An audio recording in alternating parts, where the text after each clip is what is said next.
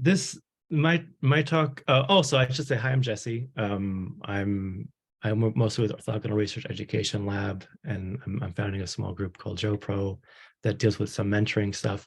But you may also know me from I work with plotters and with Jenny. We're building out plot twisters, and it's really amazing group of people there. So some of my stuff may have a little philosophical overlap, but what today's about is basically today's topic will be a little bit more exploratory component of doing some education in my lab, in my own personal experience, and then this tool that I can't really show much of it right now, but some parts of the FrontierMap process that I wanted to talk about and I'm excited about.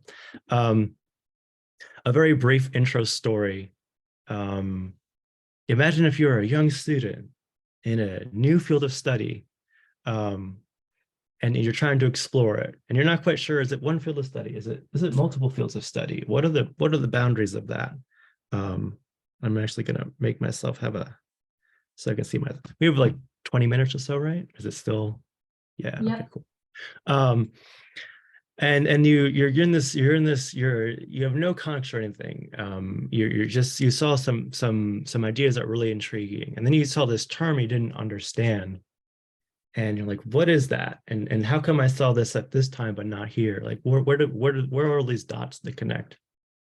And just that sense of kind of being really unsure and then not really showing how to get guidance or what to look for. And it's kind of funny because a future version of this that I'm will integrate a little more with ChatGTP. Like I think ChatGTP is great for asking questions about this. So it's kind of like, oh, we could just use that. But this has kind of been a longer process that I'll get into. Okay.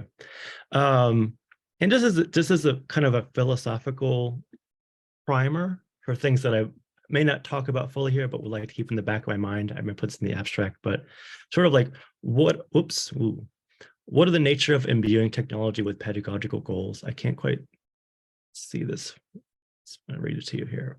I'll still do it over here. Just 1 second. Okay.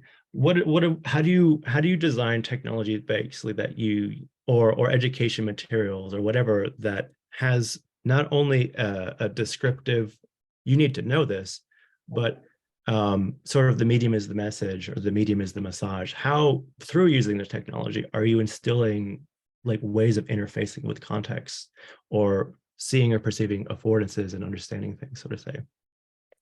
And yeah, how do you do that in terms of making tools that deal with interdisciplinary or undisciplinary spaces? Like those frontiers especially are hard to map. That's kind of where this comes from. So to make it a little bit more concrete, today I'm gonna go through a little bit of making all this a bit more explicit in terms of the story, but I'm gonna start with some background, both my own experience and also some things within the lab that we're doing. And then I'll break down a little bit of the cognition or the FrontierMap itself and like the components of it, and mention a little bit of like Cognition Futures is a research group that I've kind of put together in the lab. And that group is kind of a working example of dealing with the FrontierMap. So I'll kind of have a few, not really implementations, but like partial implementations to talk about, and kind of return to these big questions when we can through it. So kind of as my very fictional story at the start alluded to, like part of what got me on this path was like, what happened to cybernetics? And I'm really happy that that term is being used here in the early talks. And I apologize I wasn't able to see them, so I don't want to steer meanings too much, but just say like I was so curious, like what did that term mean? I heard about it strange time, like many years ago, and I didn't know about it. I didn't know really who Norberwiener was or Ashby or Gibsonian information or what even was cognitive science at that time. And it's just there's just so much, particularly in spaces like cognitive science or some theoretical places or on these developing places that have very different like summers and winters of academic or intellectual development over different periods of time in history.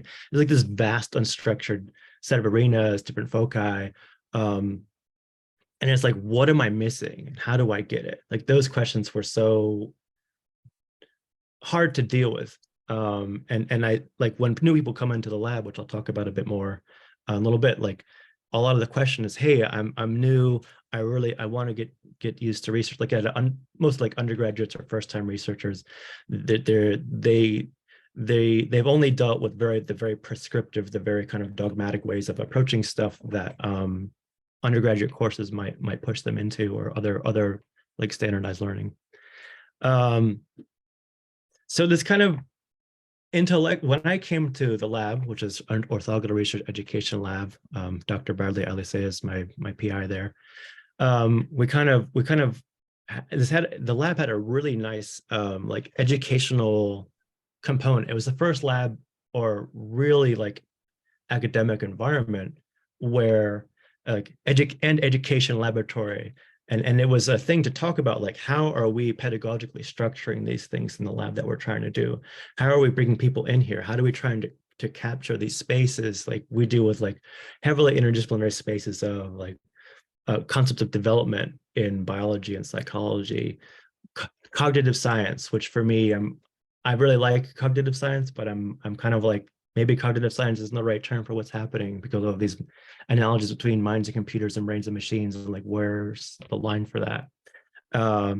All of these like neuro-inspired AI, artificial intelligence, like machine learning versus artificial intelligence, all of these things are kind of on the table, and how we talk about them was made really intentional there. So the next few slides are kind of from the birth of some of these things, in the sense of we were at a CSV conference, version 5 in 2020, so pandemic era and online.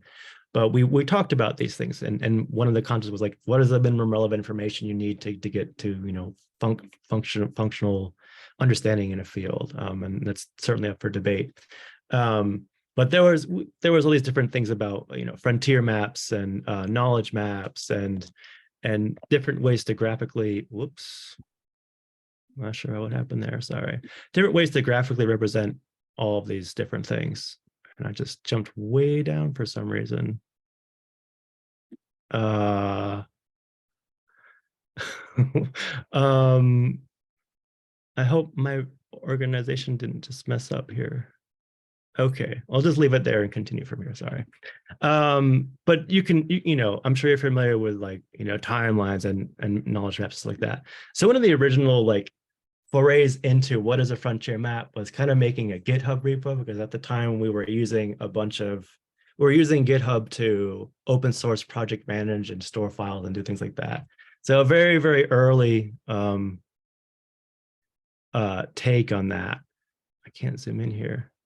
Oh, well, a very, very early take on that was sort of making a bunch of repos and connected things in our own sort of collection of knowledge maps and all these sort of various collections that weren't very structured. And so cognition futures came around because of my interest in those areas, but also as a kind of, well, what would a working group around this kind of look like? Because I wanted to kind of deal with certain questions in like cognitive science or psychology or whatever.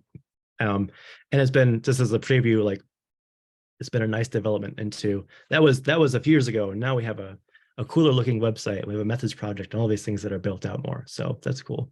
But that's sort of been my own journey as someone coming into the arena, is basically I got a lot of nice interdisciplinary experience in undergrad when I went back to school as a non-traditional student and worked in a few different labs, and like a neuro lab and a computer science related stuff. And it's kind of been nice because my experience has gone from that into finding a really nice sort of quirky, small interdisciplinary lab that lets you actually talk about stuff and design things more yourself. And being able to design it has informed some of my experience as like the researcher, or like early career researcher who's like slightly not yet early career anymore, and like going from that process of things. The next two things I wanted to talk about were like actual experiences in our own in the lab. I helped develop an internship program with my alma mater, University at Albany at New York, and it's been a really nice process to both kind of give back to that, but also see, okay, now that I've gone through that process a little bit, and to kind of get some initial like preliminary user testing on some of these concepts working out, with new people coming through the lab and going to some of these interdisciplinary spaces. You've already seen that. One of our people, Sadhana, an intern last year, put together a really nice piece on a blog post, like a Medium post, on mapping artificial intelligence and its growth in human-centered fields. And her thing, as an intern, we only have a couple of months with it, was like, okay, well, do you want to? We kind of encourage making like a generic a map, a visual map of some sort, that kind of just free falling, and okay, pick a concept and like where do you want to go from here to there, and kind of letting there be a little bit of an undirected exploratory process in that end. And she did a really nice job of doing that over the course of her internship and refining it into a little bit more, you know, pristine looking set of things, but really wanting to encourage that self-exploration component to things. And now we're kind of getting to a space where we're trying to incorporate some of those processes in the internship onboarding itself, but also I kind of envision the final version of what I hope to be FrontierMap as sort of a thing we could slide in at the end of this onboarding process and say, hey, if you're someone who's come into the lab, which many of the undergraduates are, who don't have a lot of experience, are curious about these really interdisciplinary topics that we're kind of open to tackling, even for younger undergraduate or early career people, maybe this is the process you can go through to give yourself a map of a frontier that you'd like to explore. And so that's sort of all the background for things. And I'm going to spend a little bit of time going through like the overview of the map itself, and some very the plot twisters crew are the designers. I'm not artistic, so there will be a major difference in quality of images or drawings. So just to keep that out there. So at an overview, at a really high level, what sort of metaphorically do I kind of envision frontier mapping as? I feel like it's this process of identifying landmarks. Because if you imagine sort of a thought space, or like the history and trajectory, the very like even tapestry of an academic field development might be kind of unfair, because maybe it isn't the most linear. Maybe there's many different layers and levels and sections that were developed and sort of like branched to and not back. But where are sort of these landmarks, and kind of almost getting a kind of some sense making about where these points are in time or development or in ideas, and getting the proximity of where they are, getting a sense of the trajectory of, okay, this cybernetics term, actually, you know, it means this in Greek, but in the 40s, you know, this guy wrote a book and said it was, you know, about communication and control in the animal and the machine. And it's like, okay, that's what this term means here and here. And it's been used to convey this idea, and these ideas are built upon different things. So like that's it. I guess another way to say it is like when I was in earlier schools, I always was the kind of person who was obsessed with, okay, well, you told me about this idea, or even like a mathematical concept, and it's like, okay, here's how you derive this. And it's like, okay, I always wanted to know, like, what was sort of the either theoretical development at the time or the cultural context in which it was happening. Like there's a lot with like Leibniz and his development of calculus and how that was used for certain economic means, and all these different historical things in play. It was like, how do we that's way too much for someone just coming in to go to that fine-grained nuance, but how do we kind of get there? And so kind of what my general plan for this is picking a target or something you're interested in. And I'm a little bit, as we'll see towards the end of this, I'm still trying to sort out the best way and trying to get some testing eventually with interns or other people, is like, what is the best scope to start with? Because you want like a really big idea or just a specific thing. And I'm currently steering towards some smaller intelligible chunks, but picking a target and going through this process of identifying these frontier map components and then kind of iterating and doing another target that's maybe adjacent to it and going through it again. And then kind of triangulating this sort of set of trajectories about this and having some semblance of a map of a field of study. So I kind of said this, initially you're picking a concept. Maybe it's, I don't know, LLMs or cybernetics or a specific, if they know enough or want to be led in this direction, why is this particular methodology being used in neuroscience, in AI, in psychology, in your field of study? What is this method? What are the philosophical reasons why? And we'll get kind of that in a bit. And seeking these overview resources. Survey papers are great, knowledge maps are great, talking to other people are great. I would like to incorporate a little bit of suggested questions if you're going to do an interview or just ask people. Different levels of formality there. And then identifying these sort of ingredients, different ingredients, what are the key figures in the field? What are major ideas? And how are they related to the figures in different schools of thoughts? What are the debates between these peoples and ideas? What are these paradigms? What are the summers and winters of popularity for people familiar with artificial intelligence? They know there's been all these different waves and interrelations to linguistics and cognitive science and funding. And it was really cool because Marvin Minsky wanted us to focus on symbolic stuff at this time, and now it's the land of deep learning and machine learning with many big layers and big data.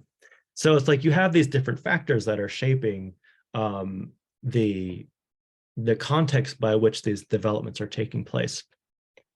And it's just how do you kind of demarcate this and have a process of going through them, labeling them out, putting them kind of into a database that you can use to give yourself a little bit more of a unrefined, not just raw, but refined sort of materials. And ideally getting to demarcating sort of short-term where things are and longer-term trajectories things could go in, and sort of possible futures. This is cut off for some reason, but some very poorly drawn images. I'll try to make this a little bit, can I do it like this? Great. Very poorly drawn images of the past, the previous state, the current state here, and then is this concept, what would happen if this concept was more fully embraced versus less embraced? I can't see this side of my screen because of Zoom.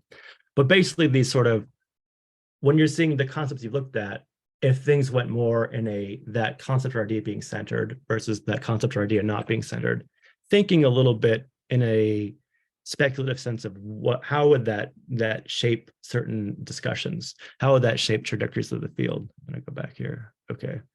But some questions and clarifications, a big thing about this is what is the scope you start with? And I don't really know the best answer to that yet. I kind of want to practice that because I have my own ideas about it, but also I feel some of it is in a real sense, depending on how much support and good mentoring you have, that will affect a lot of your scope of what's tenable. If you're doing this by yourself versus if you have a mentor who is really versed in one field or a mentor who is open to interdisciplinary stuff, that's going to affect that. And I'm kind of playing around with how do we want to discuss that or suggest things. Yeah, so I'm just going to move on to these different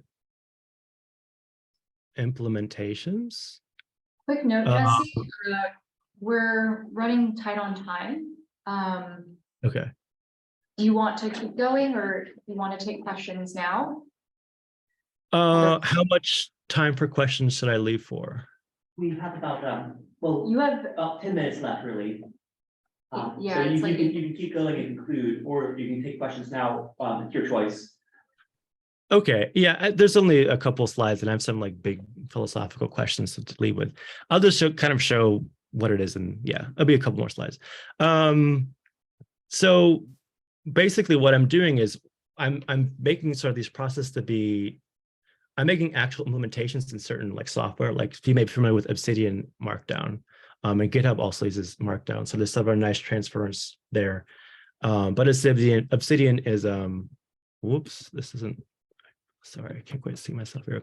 Obsidian is a really nice tool because you can kind of see these sort of nice, it has an automatic element of mapping things out, which is nice. And you can store things in different ways there, and it will give you some visual representation kind of automatically. I've covered that.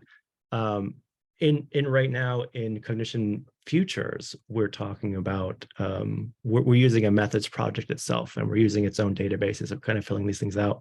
I didn't have a picture here of some of the questions, but we're basically tagging questions with annotated bibliography, with like papers we'd want to write.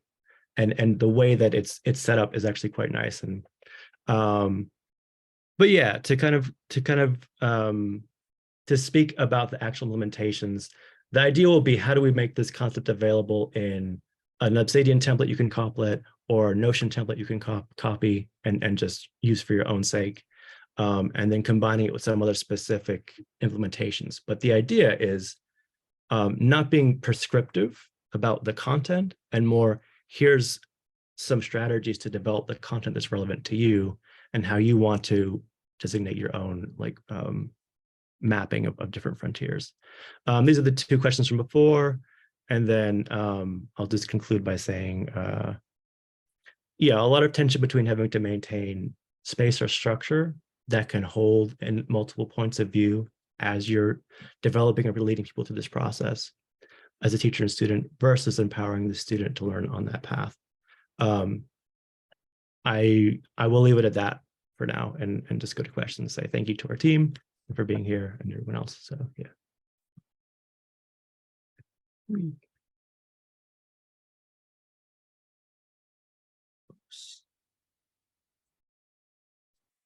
I have a question. Sure. I think this is really cool. I like the concept of it a lot. I can definitely see how I would like want to use this kind of diagramming for my own understanding. And I was glad to see you're using Obsidian as well, because I thought of Obsidian as soon as you were talking about the what you're doing. But what I wanted to ask is, have you ever thought about making the graphs expandable, in the sense that like they could have subsections where there's like information that's kind of hidden and then someone can zoom in? Because I think one of the tricky things about this, which I think maybe you were kind of getting to with the scope discussions, is there can be a lot of cognitive overload when you start to put a lot of information in these graphs, and then it's like, what do I focus on and how do I navigate through all this information? And I think the sense of like being able to kind of interactively zoom in on things could be really helpful. Absolutely. And I've been looking at a bunch of different visualizations for that. I love Obsidian, but the thing about Obsidian is that it's really great for your own brain. And in a lot of ways, FrontierMap is this individual subjective process. Like the goal, especially for getting the context, isn't necessarily going to be, like, you kind of have to let people say, okay, I want to develop this, and it's going to be messy and subjective, and that's fine. But as you're making it more, and like if we go back to the intern's work with the map, like it's sort of like, that's kind of where it's at. But I agree, like I would ideally, and these I guess the charts that I grew, I'm less interested in making those the ones that I showed that were like squiggly on a whiteboard and not very high quality.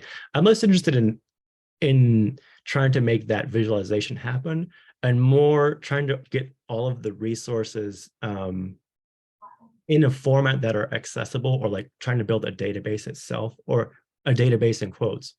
But yeah, I'm really interested in like how to visualize this, because it's one of, there's 3 different softwares that do it, and like interchangeable timelines, but like that's the biggest thing for me, is like how do you make as concrete as possible even the subjective experience of going to these different levels, and where are you understanding the boundaries of those levels? So absolutely, I think that's a key part that's still coming together for this. I have more of a comment. Sorry, Olivia, do you have more? No, that's all.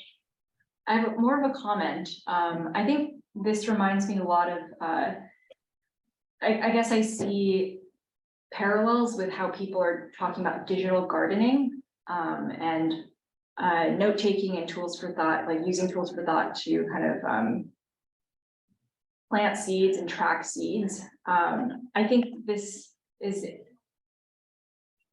could benefit from like a visual spatial metaphor, or something like some analogy similar to gardening. So I know you're using landmarks, proximity, and trajectory. And I'm curious if there's ways to ground this so that it's maybe even more similar to something like a mental palace, or like like you have landmarks, but then you have rooms within the landmarks, and that kind of supports what Olivia was suggesting with, like, you know, you have subcategories or subsections for a certain pillar of a topic. So I feel like, yeah, there needs to be ways for these ideas. I guess users need to be able to understand like what it would mean to identify what proximity is in their specific discipline or realm of disciplines. And I think that maybe an analogy could help. But I also see the challenge of many existing tools for thought don't really accommodate this.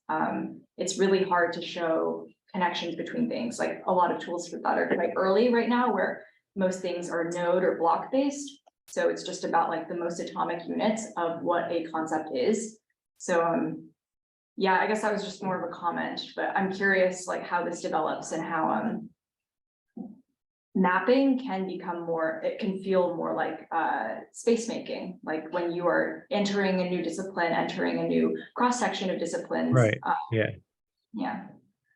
Yeah. And there's some things in the lab that we're working on about this, in terms of like even actually making VR spaces you could go into and associate with, or stuff like that too. But I'll just say I don't know how much. I assume I'm at the end of the time for questions and stuff. So I'll say like, yeah, absolutely. That's kind of FrontierMap right now is basically the nuts and bolts of it. And then even some of the outputs from the Cognition Futures Method project, which is a project assessing methods and like philosophies behind them. There's something called like the Cognitive Atlas, which is an attempt to demarcate all these things in almost like a big Wikipedia sense. But it's like, how do you express the relationships and the proximity? That's like a huge question of interest and challenge. Yeah. Thank you.